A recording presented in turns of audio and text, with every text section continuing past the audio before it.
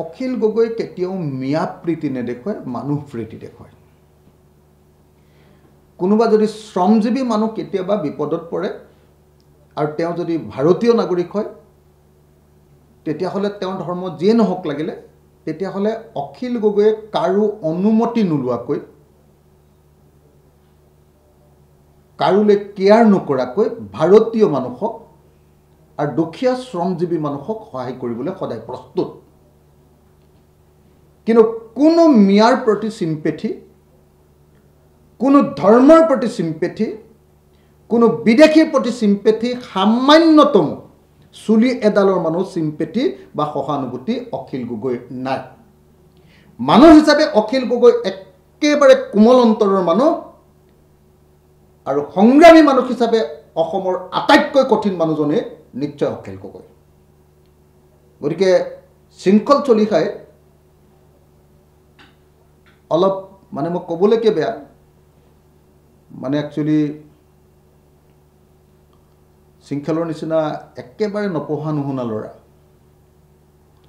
একেবাৰে বিষয়বস্তুৰ জ্ঞান নথকা, অন্নবৰতে উটি ভাঙি পোৱা আৰু সদায় নিজৰ কামৰ জৰিয়তে চৰকাৰৰ সুযোগ তৈয়াৰ কৰি দিয়া আৰু সেইটোকে জীৱনৰ লাইভলিহুড ৰূপে লোৱা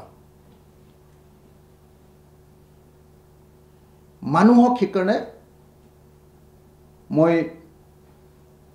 কি ক'ম, বেলেগ কথা ক'বলৈ একো নাই।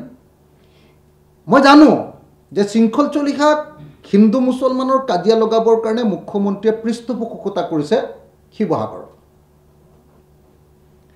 মই জানো মানে নহয়, হিমন্ত বিশ্ব শৰ্মাই নিজে কৈ দিছে যে মই শিৱসাগৰত মিয়াখেদা আন্দোলনটো ময়ে পৃষ্ঠপোষকতা কৰিছোঁ। পৃষ্ঠপোষকতা মানে আপোনালোকে নিশ্চয় জানে, পৃষ্ঠপোষকতা মানে কামটো কৰিবলৈ উৎসাহিত কৰা, কামটো কৰিবৰ কাৰণে লজিষ্টিক ছাপৰ্ট দিয়া, তাৰমানে পুলিচ প্ৰশাসনক সহযোগ কৰিবৰ কাৰণে নিৰ্দেশ দি দিয়া আৰু কামটো কৰোঁতে যিবিলাক খা খৰচ হয় সেই খা খৰচবিলাক দি দিয়া, এইটোকে পৃষ্ঠপোষকতা বুলি কয় নহয় জানো? এইটোৱে পৃষ্ঠপোষকতা নহয় জানো? আমি সকলোৱে জানো যে 2026 চনত অখিল গগৈক হৰুৱাবৰ কাৰণে শৃংখল চলিহাই হিমন্ত বিশ্ব শৰ্মাৰ পৃষ্ঠপোষকতাত শিৱসাগৰত মিয়াখেদা আন্দোলন নামৰ এই হঠকাৰী আন্দোলনটো, ঘৰ জ্বলোৱা আন্দোলনটো তেওঁলোকে মানে জাতি আৰু জাতিৰ মাজত কাজিয়া লগোৱা এটা আন্দোলন তেওঁলোকে কৰিব খুজিছে। এইটো আন্দোলন নহয়, এইটো নৈৰাজ্যবাদ এটা কৰিব খুজিছে। আমি জানো যে তেওঁৰ এজেণ্ডাটোৱে হ'ল যে 2021 পৰা 2026লৈকে যিহেতু অখিল গগৈয়ে অসম বিধানসভাত আটাইতকৈ বেছি ভূমিকা পালন কৰিলে, অখিল গগৈয়ে যিহেতু বিজেপি চৰকাৰক আটাইতকৈ জবাবদিহি কৰিলে, অখিল গগৈৰ যুক্তি আৰু তৰ্কৰ সন্মুখত হিমন্ত বিশ্ব শৰ্মাক খাৰা হ'বলৈ অসুবিধা হয়। গতিকে 2026 চনত যিকোনো পৰিমাণে যিকোনো প্ৰকাৰে অখিল গগৈক বিধায়ক হিচাপে বিধানসভালৈ পঠিয়াব নালাগে। এইটো হ'ল হিমন্ত বিশ্ব শৰ্মাৰ এজেণ্ডা, আৰু সেই এজেণ্ডাটোকে যে শৃংখল চলিহাই কাৰ্যকৰী কৰিবলৈ গৈছে সেইটো খাটাং।